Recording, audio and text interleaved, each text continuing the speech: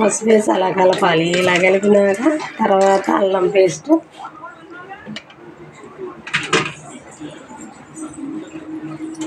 ఇది ఆల్రెడీ మీరు మిక్సీ పెట్టారా?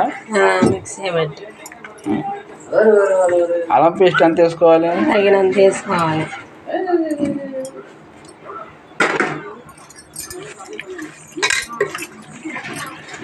తగినంత అల్లం పేస్ట్.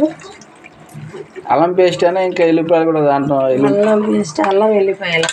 అల్లం ఎల్లిపాయలు 2 పేస్ట్ పట్టాలి. పేస్ట్ పట్టాలి.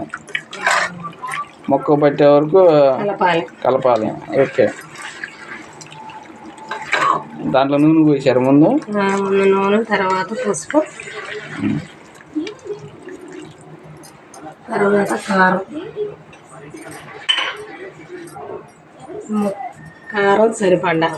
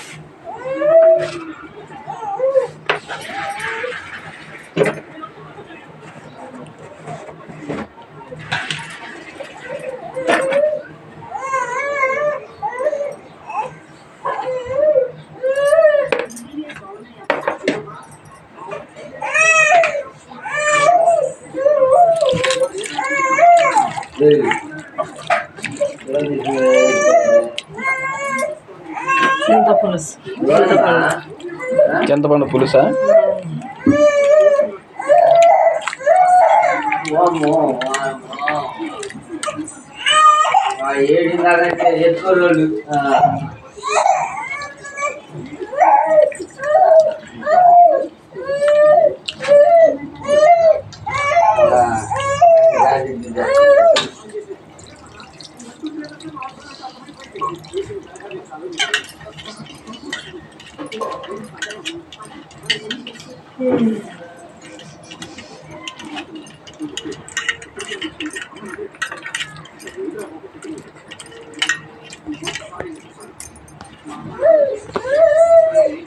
నీళ్ళు అందుకున్నారు ఒకరు.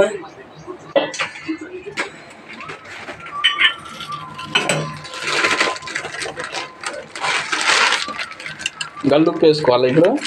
గల్లుప్పు సరిపడా.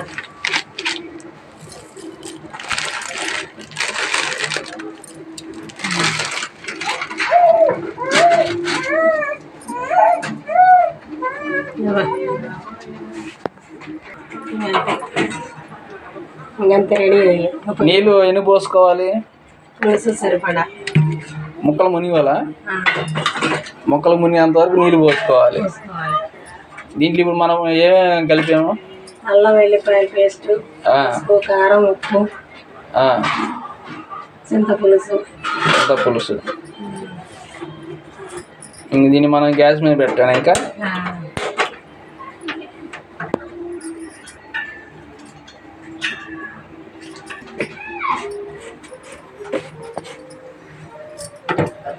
ఎంతసేపు కుక్ కావాలి?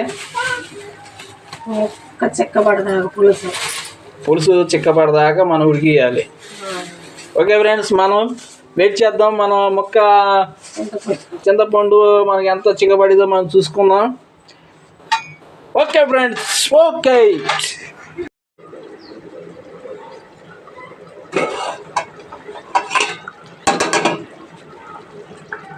ఫైనల్గా మనకి చేపల కూర రెడీ అయిందండి. చందమామ బెయిడ్స్ అంటారు, ఇట్లనే చందమామ పక్కిలు అంటారు. వేడి వేడి అన్నాల్లో ముద్దకు ఒక ముక్క లెక్క తినొచ్చు ఫ్రెండ్స్. ఇంక మనం కొత్తిమీర, పొడి మసాలా వేసుకొని దింపుకోవచ్చు. రెడీ అయిపోయింది. Thank you friends, thank you for watching.